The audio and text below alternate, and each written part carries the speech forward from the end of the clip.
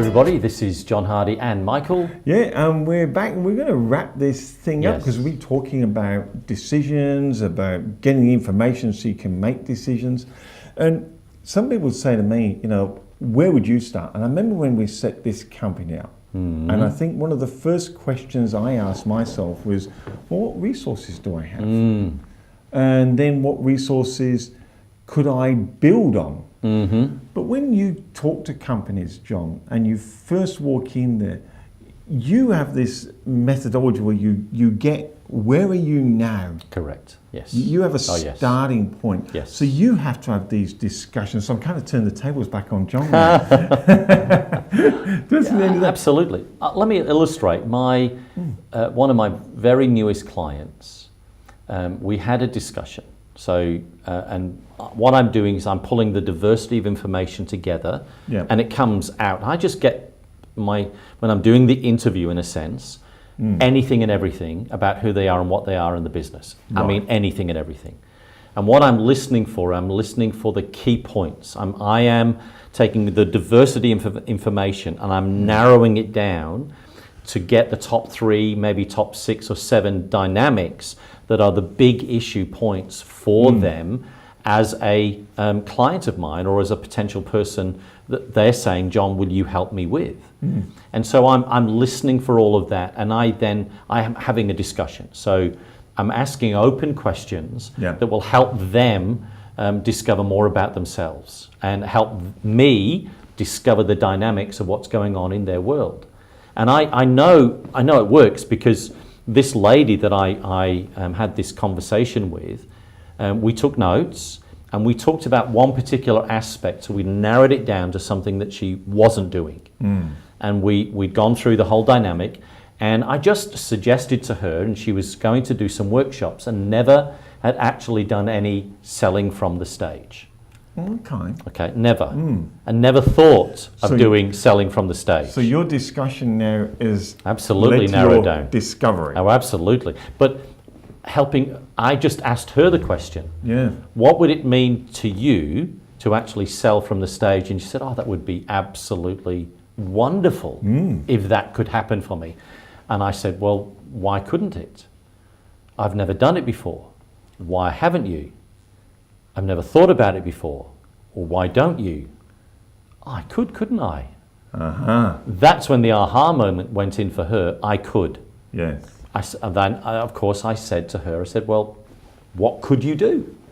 Because my job is not the solution finder. It's to help my clients find the solution. So I use my 5 Ds, diversity, discussion, discovery, data and decision in my process. It's part of the innate dynamic of what I'm doing when I'm coaching. And so the wonderful thing was, and I hadn't taken very much notice because it wasn't my discovery, it was her discovery. It was in my notes.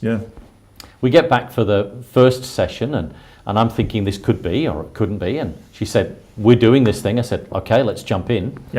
And we had a great lunch together. So what we're doing is we're going to find different cafes to go to. And check them out and check out the coffees. This is a different spin on diversity. It is. And so we got in there and she told me immediately, this is what I did. So she'd made the decision, and 19 out of the 21 people signed up for something from her. And I was just absolutely excited for her.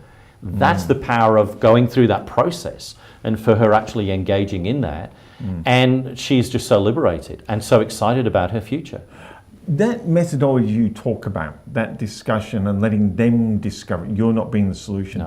Is that what you teach your leaders? And we had a session on leadership, but in this part of the business owner, is this what you're trying to, look, if they did that with one of their staff members, didn't give them the solutions, just ask the questions, let them make their own discoveries, then this discussion and discovery and this data and these decisions are then empowering other people and makes a more dynamic workplace? Oh, absolutely. Of course, I first kind of cottoned on to this when I read Ken Blanchard's book on the 1 minute manager manages the monkeys. Yes. Which is a really cool little book. It is a cool book. Takes a minute to read, and you're pushing back. You're doing exactly that, helping the person discover how they can actually do it, where they're empowered, they're upskilled, they're stronger, they're better. All of those dynamics that take place for them is just really, really cool. So, you create, it's interesting, Michael, I find this, you create your own language by which you communicate. So yes, I understand Ken's principle, but I've figured out how I work. I think that's important in a business, isn't it? The word sets, as I call them within a business, become unique to that business. You hear as you call it, their language. Yes, absolutely. And I've created my own language because I've got my 4 Ps.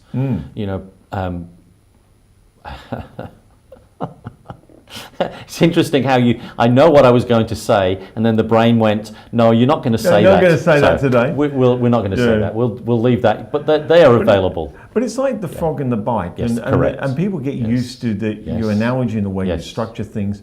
They are thought-provoking. Is that the part of discussion that's also important? It really is important for a coach to do that. When I first started training as a coach, my coach coached me how to reflect. Is the weakest skill I had was reflection. I can do all the other stuff. Yeah. But I was not very good at. I can see the wood for the trees. I was in the wood for the trees. I think we've all been there. and he showed me how to step back and step back, and to enable me to not only reflect, but enable my clients to reflect and draw out of them. Because if we don't get that process right, and our coaching strategy has good process, reflection was a very important, critical stage in moving the whole dynamic of the coaching relationship. And it's such a delight to be able to translate and pull out of me. And this was unexpected today, but I knew that we've got stuff inside of us to pull this out, and I'm learning as I'm sharing with you and really clarifying, in a sense, my own language about what I'm actually doing day by day, every day with my clients, and it's so much fun to be able to do that.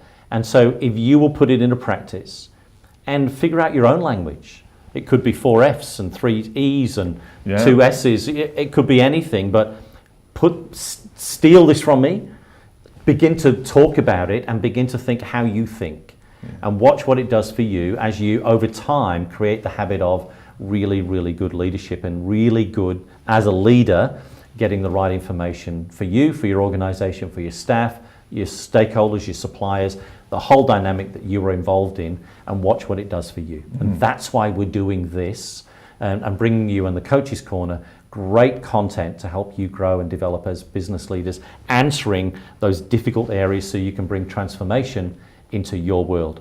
That's our passion. And your other passion is so they can climb the mountain so you can see the view.